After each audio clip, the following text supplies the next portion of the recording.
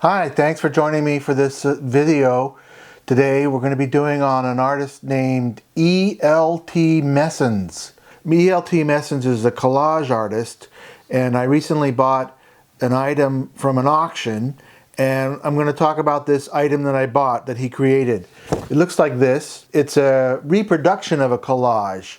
So he's a collage artist, and he reproduced this publication. It only had 99 prints, so it has some value as a collector's item and a piece of art. The first page, the page 2 and 3,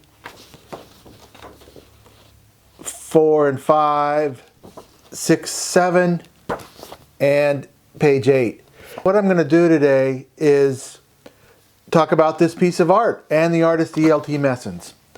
So to start off, E.L.T. Mesens was a Belgian surrealist. When studying this is the differences between the surrealism. So the Belgian surrealist is mainly René Magritte. E.L.T. Mesens and René Magritte, and they're lifelong friends.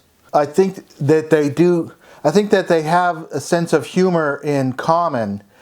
Magritte's humor is surprising, and sometimes it's puzzling, and he has imaginative combinations of things that lingers in my mind, whereas Mesens' humor is more improvised and spontaneous with wit and puns, and is amusing to me.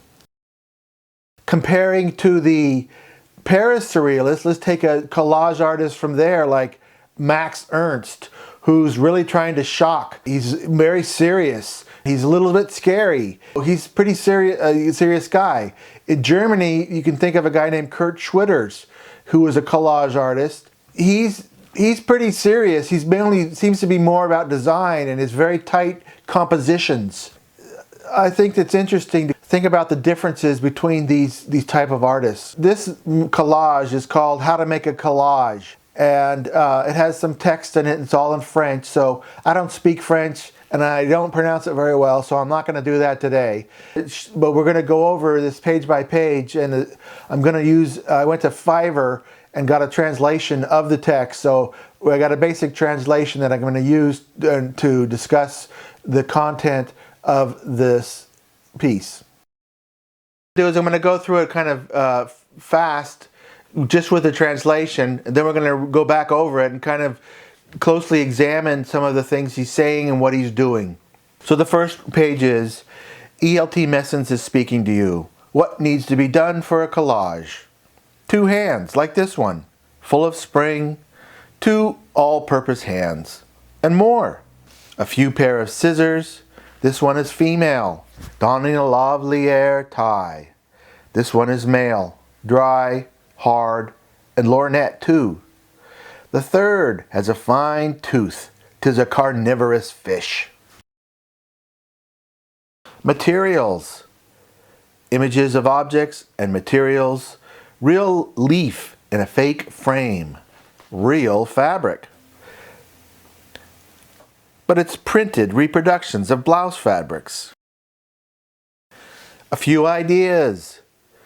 The letter serving as a bench for 2 of its peers. Wrapped paper, coffee spoon, placed on another wrapping paper. 2 pairs, one of which is touched echoingly. A little bit of love or soul. Some old records, ruined suns, rotten stars, moons of bad influence. And when the fatigue settled, sleeping on the side of a paper violin. So that's the basic setup for it.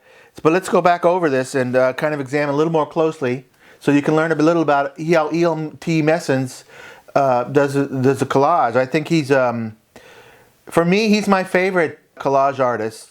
That's why I bought this, and that's why I want to share it with you. E.L.T. Mesens is speaking to you. How to make a collage. So the whole concept is kind of funny, because usually how-to things are very practical, step-by-step, how to do something. It's a humorous setup, because this is how E.L.T. Mesens does it.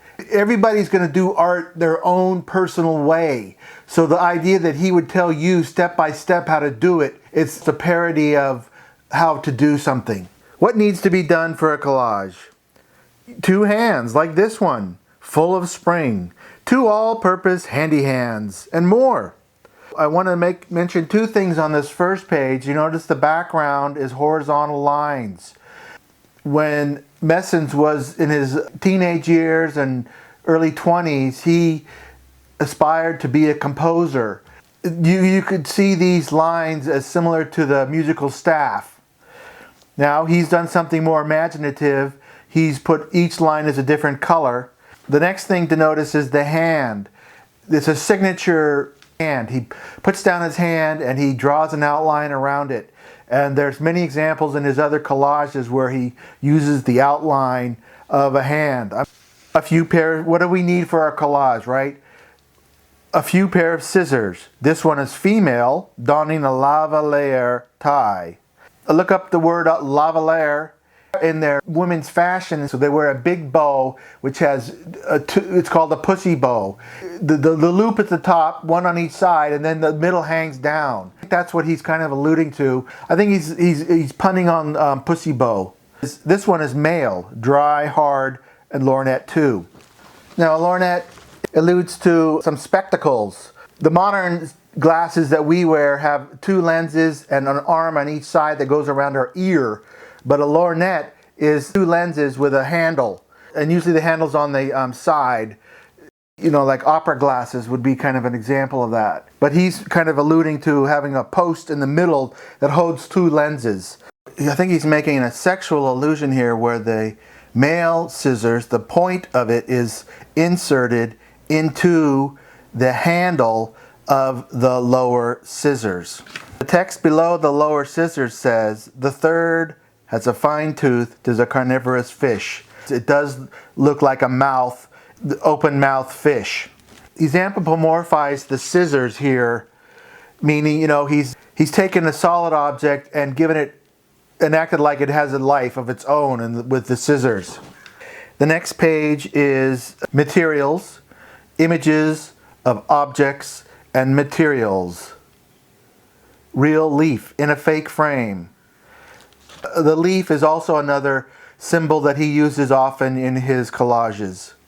It's kind of a funny joke to have the leaf as being the only subject of your art object, and he's put a frame around it to make it outstanding. It adds to the presentation of the leaf.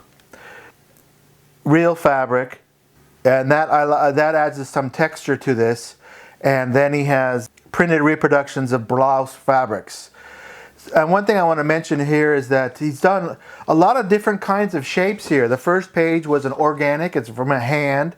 Now he uses some scissors, which are metal tools. Then he's used a leaf with his organic plant. He's used the frame, which I would assume is wood.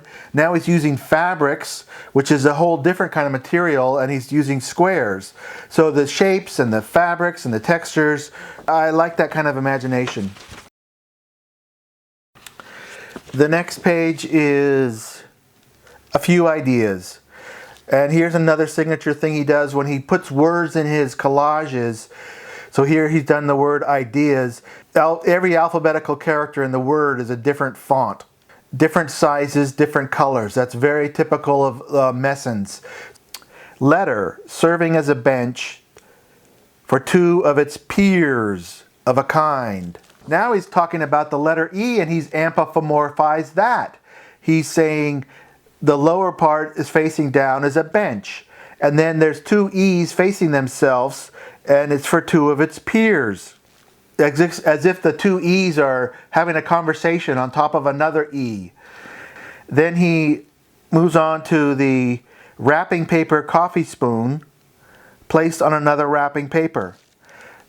It looks like the spoon is cut out of wrapping paper.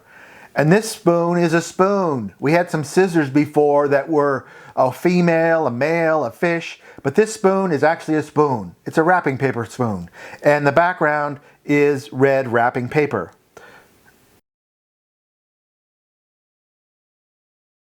The next page is 2 pairs. I think he might be making a joke here because he said two peers, the two E's were peers, and now he's put in two pairs, and they're touching each other. So I think that could be a really clever pun there. One pair has an eye, so he's animating that, anthropomorphism, and the other one's touching, and then below it says echoingly. Notice how the letters go larger as the O is much larger than the E at the beginning. I can kind of see that in a musical sense as getting louder. The next page is a little bit of love, but the A in love is shared with the word soul, A-M-E. So a little bit of love and soul. And the word amor goes up. So that's just a fancy that he's doing here. I think, to me, it kind of has a musical feel to it, like going up the scale. Then we have some old records, ruined suns, rotten stars, moons of bad influence, or you could say hostile moons. And the last page is, and when the fatigue is settled, sleeping on the side of a paper violin. So he has the word dormir. So the word dormir goes down in the center and comes back up. Also kind of a musical allusion. Also, that could be a pun for how when you lay down in bed, the middle part of your body is lower than your feet and your head, and it's convex into your mattress. And then he's saying that fits into the side of a violin. And violin is another signature thing that he has in many of his collages. His name at the bottom, E.L.T. Mesens, his name was with a real flourish, and he uses his name in his art. It's an important part of his art that his name is often highlighted. You know, here I am, E.L.T. Mesens.